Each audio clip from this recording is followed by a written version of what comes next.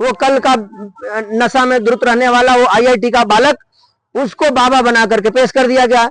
एक से एक महान तपस्वी हमारे 13 अखाड़े में है, उनके विषय में कोई नहीं बताता है। जैसे ही आप पेज खोलेंगे तो मोनालिसा दिखाई देगी, जैसे ही आप पेज खोलेंगे तो IIT बाबा दिखाई देंगे। 44 वर्ष का जो महायोग है यह अति दुर्लभ है, क्योंकि ऐसा योग इस जन्म में जिसको मिल गया, ये आगे आने वाले समय में इस जन्म में तो संभव ही नहीं। और कुंभ में आकर के त्रिवेणी संगम में डुबकी लगाए तो उसका अनंत पुण्य है, परंतु कोई व्यक्ति चाहते हुए भी तन से नहीं आ सकता है, परंतु मन से तो आ सकता है। कोई कार्तिक स्नान करता है, उसका जो पुण्य होगा सिर्फ और सिर्फ एक बार कुंभ स्नान से वो मिल जाता। अनाश्रित होकर के यानी फल के आशा किए बिना निरंतर जो कर्तव्य पथ पर चलता है वही सन्यासी है, वही योगी है।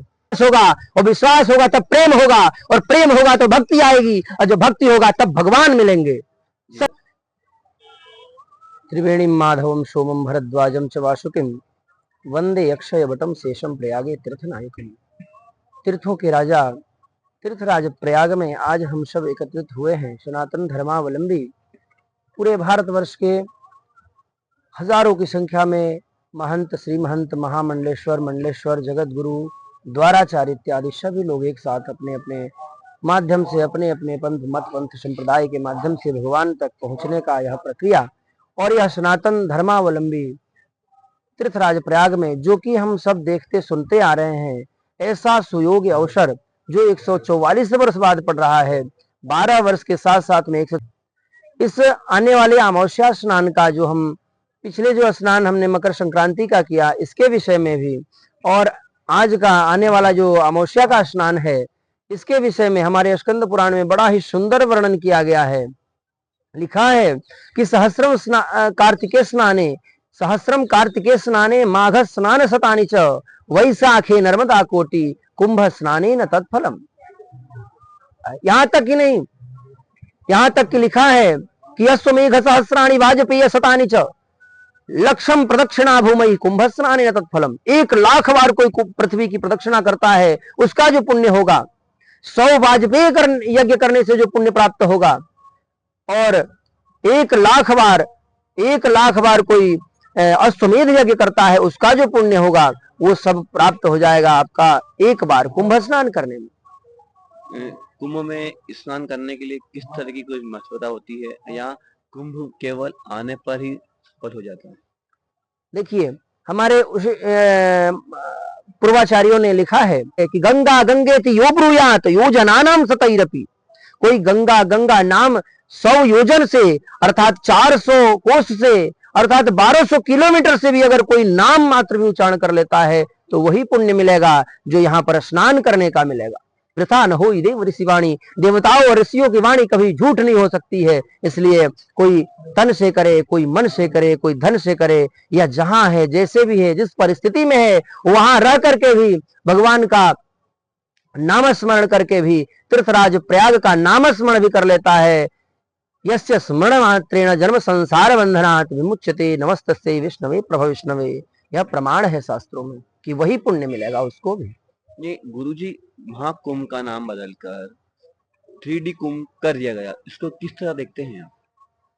महाकुंभ तो महाकुंभ है, इसको 3D में कोई कन्वर्ट करे, डिजिटल कुंभ के नाम दे दे, कुछ भी नाम दे दिया जाए, ताकि हमारे पाश्चात्य आने वाले नवयुवकों को, नई पीढ़ी को दिशा और दशा मिल सके, तो उनके लिए पॉजिटिव सकारात्मक सोच को लेकर के यह प्रस्ताव रखा गया है, यह नाम रखा गया है। परंतु दुर्भाग्य है हमारे इस देश का, दुर्भाग्य है हमारे जो चतुर्थ स्तंभ मीडिया जिसको कहते हैं, जो हमारे देश के वास्तविक सत्य को जागरूक करता है, परंतु हमें देखने को मिल रहा है, हमें बड़ा ही अफसोस होता है भारत के मीडिया के ऊपर, और भारत ही नहीं अपितु सोशल मीडिया के ऊपर जो यूट्यूबर्स, फेसबुक इत्यादि के माध्यम से जो लोग अपना अनर्गल प्रलाप दिखा रहे हैं। जो भव्याति भव्य दिव्याति दिव्य कुंभ है, महाकुंभ है, इस महाकुंभ को घृणित करके रखा हुआ है कुछ ऐसे जयचंदों ने।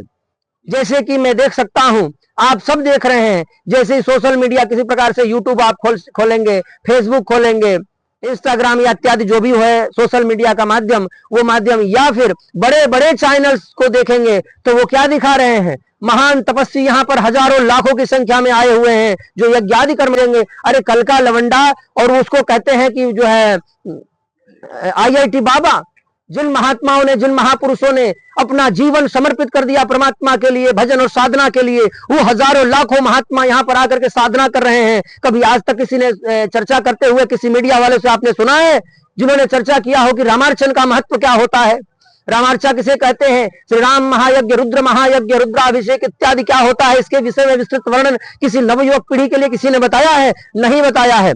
दिखा क्या रहे हैं? तो सोशल मीडिया में सिर्फ और सिर्फ दिखा रहे हैं। तो एक मोनालिसा, वो बेचारी वो इंदौर से आकर के माला बेचनी आई, उसको हाईलाइट करके अपने TRP बढ़ाने के लिए, सच्चाई को छुपाने के लिए इन लोगों को आगे कर दिया।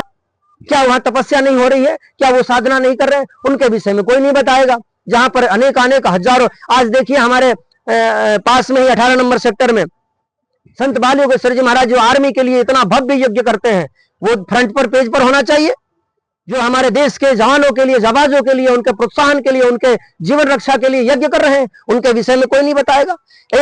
अनेक विश्व कल्याण के लिए हमारे महात्मा हजारों की, सैकड़ों की संख्या में नित्य होम और यज्ञ कर रहे हैं, उसके विषय में कोई नहीं दिखाएगा। अन्य क्षेत्र निरंतर चल रहे हैं। विश्व का सबसे बड़ा, इस विश्व ब्रह्मांड में, धरती पर इतना बड़ा यज्ञ का आयोजन, इतना बड़ा धर्म का समागम दुनिया में कहीं नहीं होता है। सैकड़ों ऐसे देश है जिनकी आबादी नहीं है इतनी जितना तो हमारे कुंभ महापर्व पर लोग स्नान करने आते हैं, करोड़ों की संख्या में, जिन जिन देशों की आबादी तक नहीं है, उसके विषय में कोई नहीं बताता है। बता क्या रहे हैं? तो मोनालिसा को, IIT बाबा को, फलाने बाबा को, डिमके बाबा को, उल्टा सीधा प्रलाप जो कल को पैदा हुए हैं, जिन महापुरुषों ने अपने सैकड़ों वर्ष का जीवन, पूरा जीवन ही भगवान के लिए समर्पित कर दिया, इस कुंभ के लिए समर्पित कर दिया, अपने अपने तपस्या स्थली को छोड़ करके, कुंभ नगरियों को छोड़, तीर्थों को छोड़ करके, अपने गुफाओं को, तपस्याओं को छोड़कर यहाँ तीर्थ में स्नान करने के लिए आए हैं, उनको कोई नहीं दिखाता, उनको कोई दंडवत प्रणाम करने नहीं जाता। ये अनर्गल चीजें न दिखाए, मीडिया से हम हाथ जोड़ के प्रार्थना करते हैं कि ऐसे अनर्गल प्रलाप को न दिखाते हुए हमारे सनातन धर्म के लिए जो रक्षक है, हमारे धर्मावलंबी, हमारे जगत गुरु, आदि गुरु और तमाम संत, महामंडलेश्वर संत जो हजारों की संख्या में आए हुए हैं, उनके कैंपों में जा करके देखिए कि किस प्रकार से सेवा किसको कहते हैं। जो अन्य क्षेत्र के माध्यम से सेवा कर रहे हैं संत भगवान, जो संत भगवान रामार्चन, यज्ञ आदि, पुण्य आदि कर्म किस प्रकार से होता है। सुबह प्रातः 4 बजे से ही उनका जय जयकार, जय घोष हो जाता है। बाल भोग के सीताराम, राज भोग के सीताराम। अरे वहां जाकर के दिखाए ना पुण्य किसको कहते हैं, क्योंकि स्वधर्मेण अविरता संसिद्धि लभते नरः स्वधर्मेण निधनं श्रेयः परधर्मं भयावह। भगवान कृष्ण, योगीराज कृष्ण भगवान हमारे कहते हैं, साक्षात रूप से कहते हैं कि स्वधर्मेण अविरता संसिद्धि लभते नरः स्वधर्मेण निधनं श्रेयः परधर्मं भयावह। अपने अपने धर्म का पालन करने से संसार की सारी सिद्धियां सुलभ हो जाती है, परंतु दूसरे का धर्म भयानक होता है। ये सब कुछ जानते हुए, पहचानते हुए हम अपने धर्म को नहीं जान पा रहे हैं, क्योंकि जाने विरुण होई प्रतीति, गोस्वामी जी लिखते हैं भाई, जाने विरुण होई प्रतीति, बिनु प्रतीति होई नहीं प्रीति, प्रीति बिना नहीं भगत दृढ़ाई, जिम खगेश जल की चिकनाई। क्या परिवार में रहकर संन्यास जीवन कैसे जिया सकता है, कैसे उसको फॉलो कर सकते हैं, परिवार के साथ संन्यास जीवन जीना? बहुत ही सुंदर आपने प्रश्न किया है, इतना सुंदर प्रश्न जो जन जन के हृदय को वेद करके उनके अंदर धर्म सनातन संस्कृति को जागृत कर देगा। लिखा है, जिस प्रकार से पुरैन का पात्र अर्थात कमुक और परमात्मा के भजन में लीन हो जाएं, वही सबसे बड़ा सन्यासी। भगवान कृष्ण ने कितना सुंदर शब्दों में बिल्कुल सन्यासी का उदाहरित करते हैं कि अग्नि का त्याग करने से, अपने कर्मों के त्याग करने से कोई सन्यासी और योगी नहीं कहलाता है। अनाश्रितः कर्म फलम कार्यम कर्म करोति यः स सन्यासी च योगी च न निरग्निर न चाक्रियः। न अग्नि का त्याग करने वाला, न कि वस्त्रों और कर्मों का त्याग करने वाला योगी सती सन्यासी होता है।